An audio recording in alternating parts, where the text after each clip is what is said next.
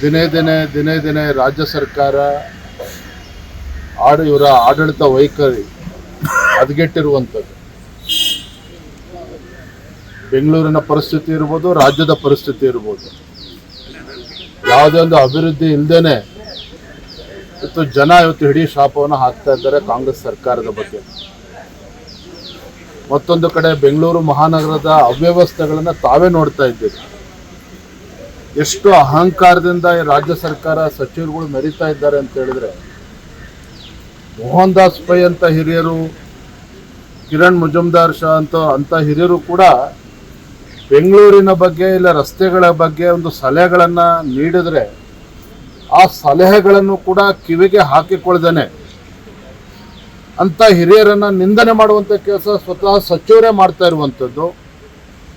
ಸಾಮಾಜಿಕ ಜಾಲತಾಣದಲ್ಲಿ ಅವರನ್ನು ನಿಂದನೆ ಮಾಡುವಂಥದ್ದು ಇದು ಖಂಡಿತ ಯಾವುದೇ ಒಂದು ರಾಜ್ಯ ಸರ್ಕಾರಕ್ಕೆ ಶೋಭೆ ತರತಕ್ಕಂಥದ್ದಲ್ಲ. ಯಾವುದೇ ಸರ್ಕಾರಕ್ಕೆ ಇದು ಶೋಭೆ ತರುವಂಥದ್ದಲ್ಲ. ಹಿಂದೆ ಯಡಿಯೂರಪ್ಪನವರು ಮುಖ್ಯಮಂತ್ರಿಗಳಿದ್ದಾಗ ಇದೇ ರೀತಿ ಸಲಹೆಗಳನ್ನು, ಟೀಕೆಗಳು ಬಂದಾಗಲೂ ಸಹ ಯಡಿಯೂರಪ್ಪನವರು ಮೋಹನ್ ದಾಸ್ ಪೈ ಅವರನ್ನು ಮನೆಗೆ ಕರೆಸ್ಕೊಂಡು ಅವ್ರಿಗೆ ಟೀ ಕುಡಿಸಿ ಅವರ ಸಲಹೆಗಳನ್ನು ಸ್ವೀಕಾರ ಮಾಡಿದ್ರು, ಸಕಾರಾತ್ಮಕ ತೆಗೆದುಕೊಂಡಿದ್ರು ಟೀಕೆಗಳನ್ನು.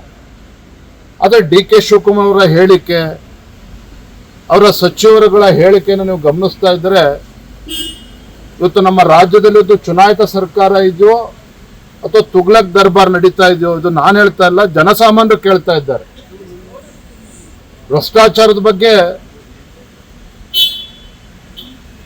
ಯಾವ ರೀತಿ ಚರ್ಚೆಗಳು ನಡೀತಾ ಇದೆ. ಮೊನ್ನೆ ದಿನ ನಮ್ಮ ಸಂಸದರು ರಾಘವೇಂದ್ರ ಅವರು ಹೇಳಿದರು,